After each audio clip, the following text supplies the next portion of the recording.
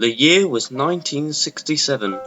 It had been a year since the grand opening of the In-Furness Railway. In our last story, we learnt about the first 3 engines on the line: a GNR single, Stirling, an LNER A4, Falcon, and a GWR shunter, Joseph. Barry Thompson, the manager of the railway, and his 2 brothers, Peter and Adam, bought Joseph in 1963, then Falcon in 1965, and Stirling the same year after being found in an old shed. A month or 2 before the opening, the railway fully restored a BR Standard 9F called Murdoch to handle the heavy goods.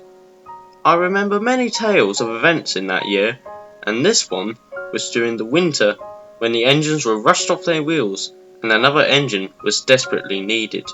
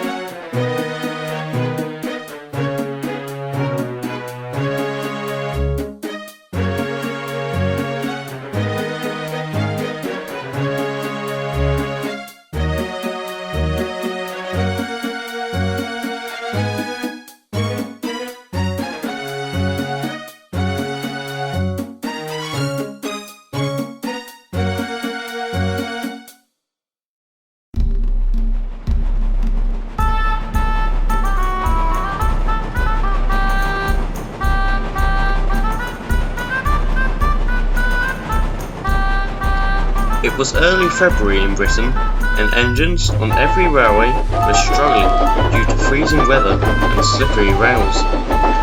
The engines of the IFR were particularly struggling.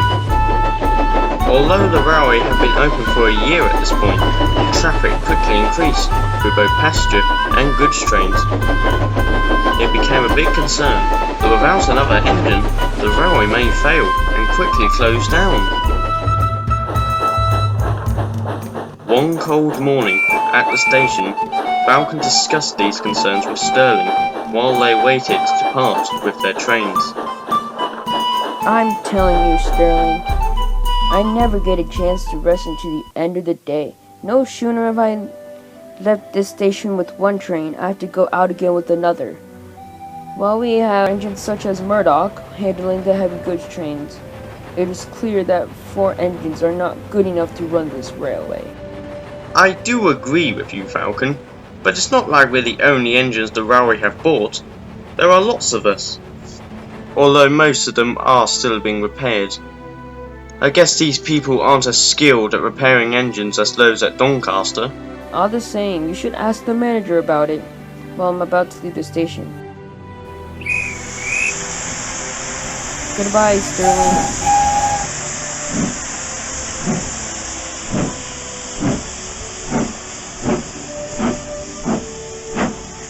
As Falcon departed, Stirling looked along the platform and spotted the manager.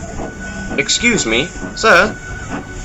The manager walked over to the front of the engine. Yes, Stirling? "I was just wondering, sir, have your workmen finished restoring any engines by any chance?" I'm afraid not, Stirling. The workmen are doing their best, but our works is not as developed as the other works are.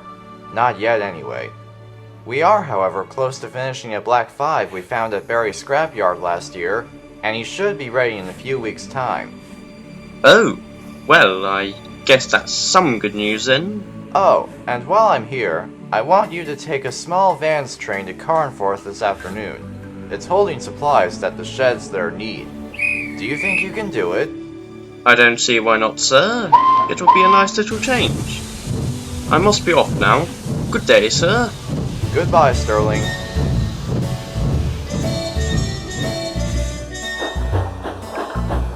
Later that afternoon, Stirling arrived at the yards and collected the vans.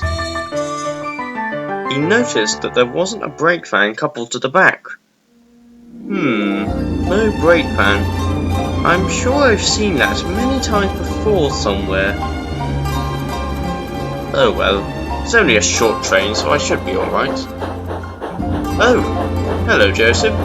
How are things? Hard and entire rate. You say we need another mainline engine, but we also need another shunter to either shunt the trucks or the coaches. I can't do both on my own. Oh dear. Well, never mind, Joseph. I'm sure the manager will send some help soon. I must be off now. Goodbye.